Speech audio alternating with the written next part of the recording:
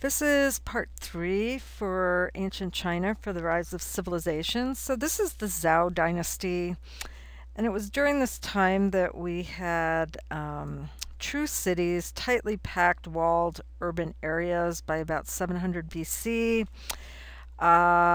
We start seeing iron, we start seeing the plow, we start seeing more cattle, cavalry with stirrup, saddles. So there was a lot of innovations that occurred during this time period.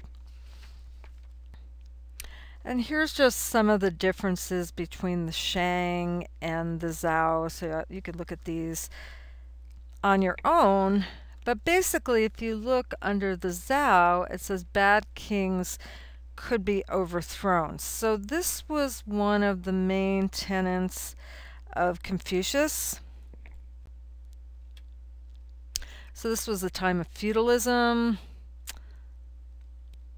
And here's Confucius. So he devised an ethical system in which he generalized family relations, do unto others, respect of juniors to seniors. And he also held the revolutionary thought at the time that subjects had a right and an obligation to revolt against bad rulers, who then forfeited their mandate from heaven to rule. So he was really important.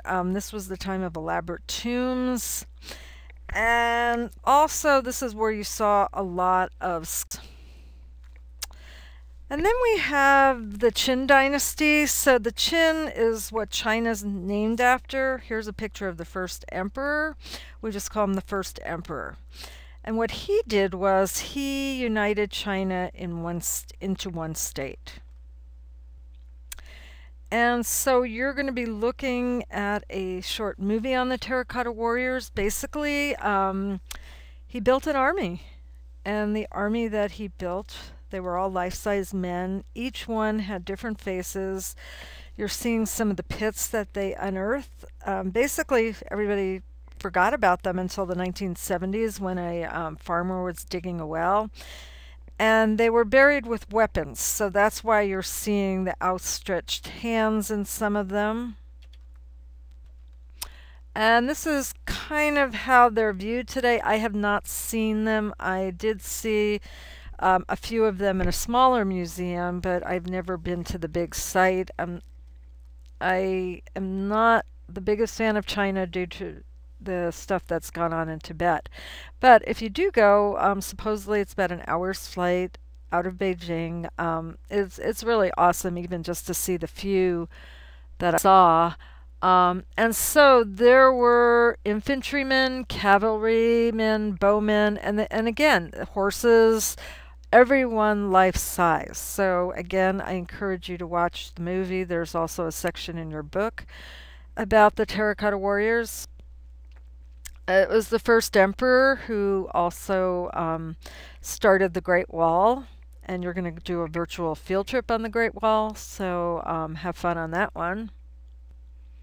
No one's sure its exact length, and what you're seeing here is what they would do is they would light signal fires, and that's how they'd communicate from far distances. And unfortunately, towards the end of his life, the first emperor thought he could get eternal life, so he put the word out throughout his kingdom that whoever could give him eternal life would get riches beyond belief. And so people were feeding him arsenic, mercury, psychedelics, and he actually got very paranoid. So he burned all the books up until the time he killed the scholars, and that's why a lot of the early history no one really knows about. He had body doubles. No one was allowed to look at him. He was always hidden, so he got pretty paranoid. Now, the interesting thing is right by the Terracotta Warriors is a big pyramid mound. And we know that's the tomb of the first emperor, but the Chinese claim they have not been in it yet. I question that, but whatever. They claim it's heavily booby-trapped and that supposedly, according to ancient texts, There's wealth beyond belief. There are rivers of mercury running through it, and they did find high levels of mercury in the area, so they have tested for that. And again, watch the movie that I posted about the first emperor's tomb because it's really interesting. And so here is what it looks like in the air. Now, what you're seeing in front of you is there was a German student who his whole life was fascinated by the terracotta warriors. So what he did is he devised a costume and he actually jumped down on the floor, and it was a couple of hours before he was discovered. So a pretty cheeky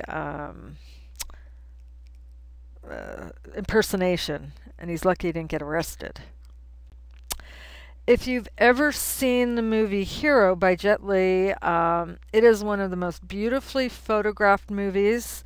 Excellent story, and what it has to do with is a true story on assassination attempts that were conducted against the first emperor. So if you ever had the chance to watch this movie, it's really, really good, and it would give you an idea of what life was like during that time period. Foot binding. I also put a video on about foot binding for many, many years.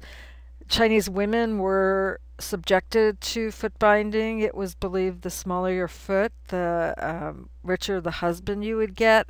So at around age 7, girls' feet were actually, the toes were broken and pushed around. And I will tell you that there was a very, very erotic component to the foot binding.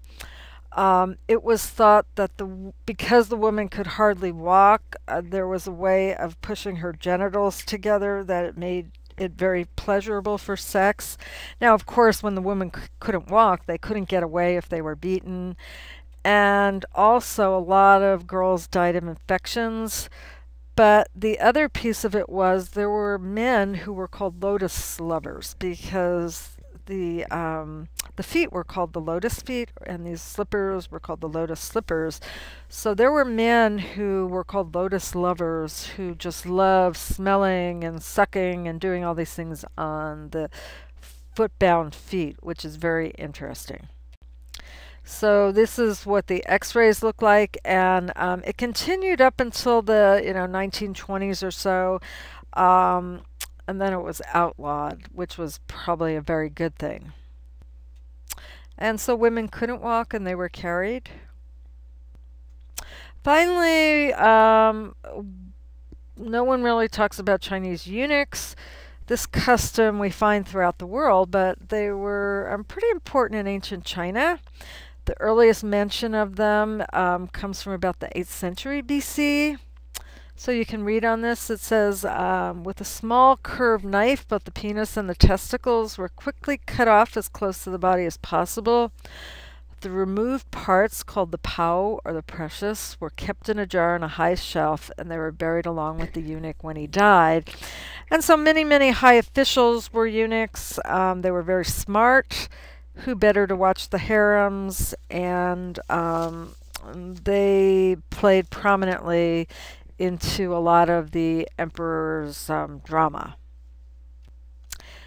And later on, opium became very important. We're not going to go there. And that is it. If you have a chance, look into the dragon in ancient China, because the Chinese dragon is very different from the British dragon.